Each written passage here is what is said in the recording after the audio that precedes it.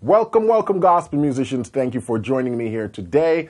My name is Juan McPherson. If you're new to the channel, if you're wondering what we do over here, every week we release a tutorial that help you to improve your playing as a gospel musician or church pianist. So I don't really too like the labeling stuff. So whether you're playing CCM or traditional gospel, whether you're from Baptist church, Pentecostal, if you're a church musician, you're going to find a wealth of knowledge on this channel. So hit that little subscribe button and the notification bell if you're new to the channel. This week, we're going to talk about a very important chord for a gospel musician, and that is the flat 9 chord. As you probably already know, there are tons of chords out there, and it's probably get overwhelming. Like, how do I know when to use this chord and that chord? So let's talk about just one chord that you can add it to your playing this week and take your playing from here to here. That is the flat 9 chord.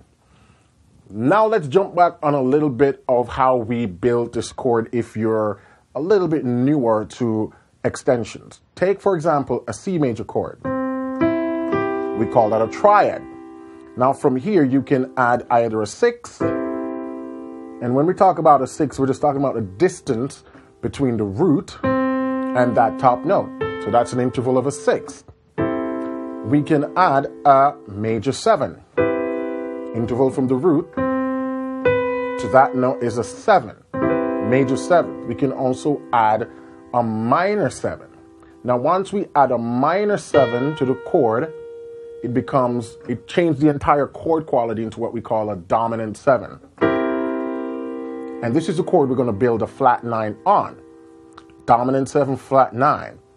So all we got to do now is find the interval that is a 9th away from the root. That's it. 1, 2, 3, 4, 5, 6, 7, 8, 9. And once we lower that note, we get the flat 9. So oftentimes when you hear gospel musicians talk about the flat 9, what they're referring to is the dominant 7, flat 9. But they just shorten it and say flat 9. Now, the important thing about this chord that I want to point out to you is if we were to drop the root of the chord, now we're just left with an E fully diminished chord. Very important sound. And so right away, this is the very first rule I'm going to point out to you, is that when you're playing a flat 9 chord, you can just substitute it by just playing a diminished chord. A lot of times, especially if you have a bass player going,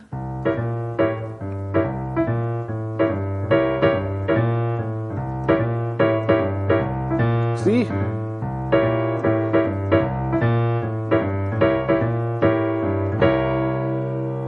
And you get that nice tension sound. Now, this is a very common chord that we use a lot in gospel. So if I were to go from a 1 to a 4, which is from a C to a F, what would be F dominant 7 flat 9? F dominant 7 flat 9. If we drop the root, it just looks like an A diminished chord. So if we play E diminished going to A diminished, that gives us our flat 9 chord for both chords. But instead of having to jump the hands like that, we look at the inversions. Now, A diminished is the same thing as C diminished inverted. It's the same thing as E flat diminished inverted, and it's the same thing as G flat diminished inverted. So I can play that for my A, or I can play that. So then this comes to,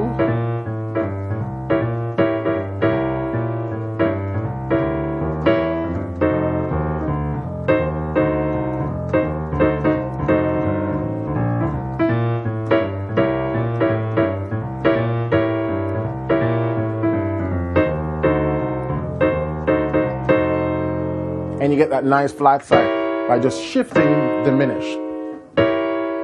So while we're on this, let's talk about a nice segue. A great way to practice diminished movements is chromatic.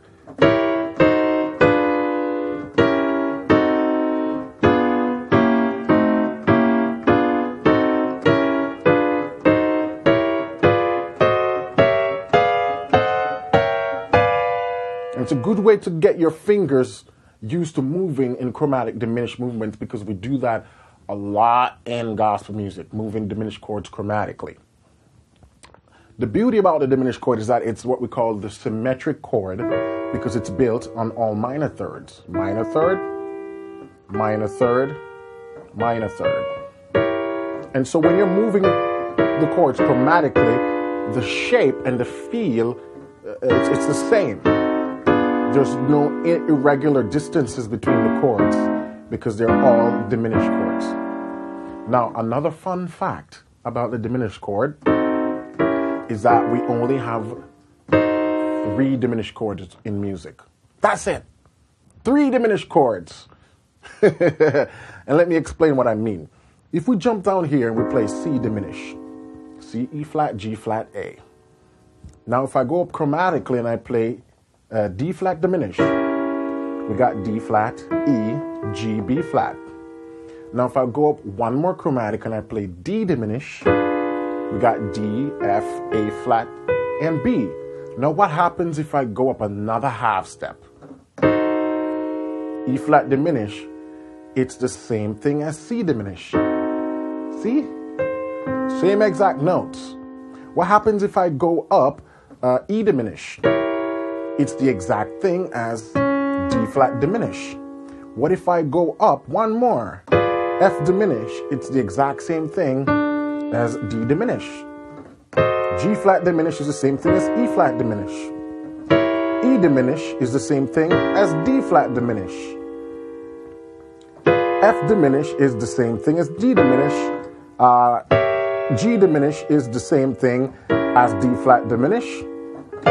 A flat diminished is the same thing as D diminished. A diminished is the same thing as C diminished. And so on and so forth. And so you realize that there's only really 3 diminished chords, because all the other inversions, all the other diminished chords are inversions of one of those 3. Now that we get all that out of the way, let me show you a very cool place you can use this diminished movement. It's what we call a turnaround. For example, if I'm in the key of C, a turnaround is what takes you back to 1. So oftentimes when we're in the key of C, a turnaround would be 6, 2, 5, 1. 6, 2, 5, 1. Now in gospel music, especially old school gospel, also known as traditional gospel, we often turn these chords into dominant sevenths, aka otherwise known as secondary dominants. And so we have 1, 6, 2, 5, 1. You hear that starting to get bluesy? Oh, ooh, that's starting to sound like church right there. Now what if we take it further and we turn all those chords, except the 1 chord, into flat 9th chords? Now we have 1, 6, 2, 5, 1. And this is where you get the...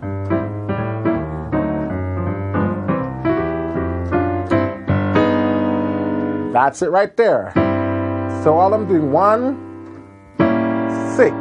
See, it's my flat 9. I got my 7, my flat 9, my 3rd, and my 5th. But if you look in the right hand, it's just straight up diminished chord. So we got the 6, then we do 2. See those close diminished movements now? Same thing, flat 9, 5. We're just moving that down chromatically. We got our 5, 7. So if I'm doing by and by, when the morning comes, and all the saints of God is gathered home, we will tell the story how we overcome. Here we go. And we'll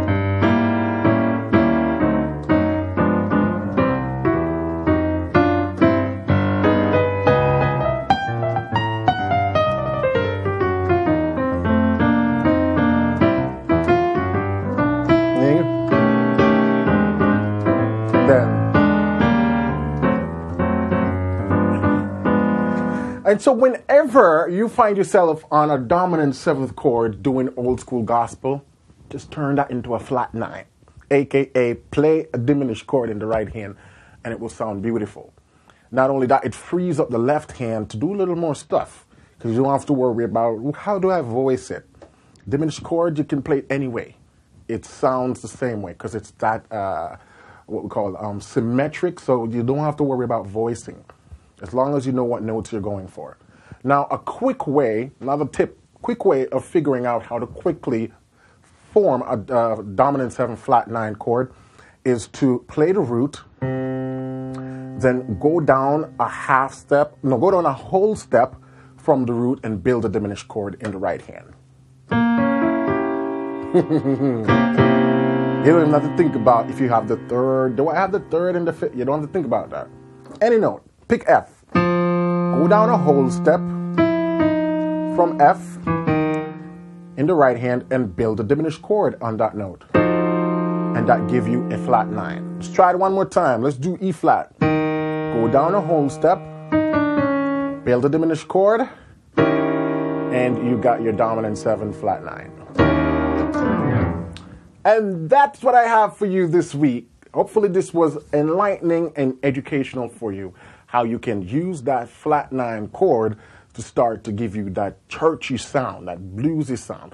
Very important chord. And as we go on throughout the weeks and months, I will whip out individual chords and show you just the sound and the quality that they bring to a particular type of music. All right? Thanks again for watching. Hey, if you're new, you're just figuring out all this, you like what you're seeing, I invite you to hit that subscribe button, hit the notification bell, so you can be notified week after week when we upload new content. For my returning subscribers, you know you guys, I love you.